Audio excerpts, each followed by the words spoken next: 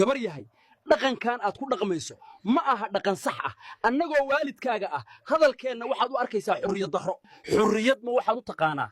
in waalidkaaga hadalkooda aadan maqlin oo waxaad rabtid samaysid haddii xurriyad noocaas u taqaanid gurigayga ii dhaaf haddii kala soco riyaha caanaha iiga soo lis ee gurigaaga nabad u joog edab malihide gurigaan waa dhibsaday habeen iyo maalin waa la igu qaylinayaa anigu waxaan rabaa inaan soo wareego xilligaan rabana imaado laakiin aabbahay ayaaba xurriyadda iga qaaday gurigaan waa inaan ka tagaa oo aan ka dhuuntaa ciddaan kuma jiri karo xurriyad la'aantan waa inaan tashadaa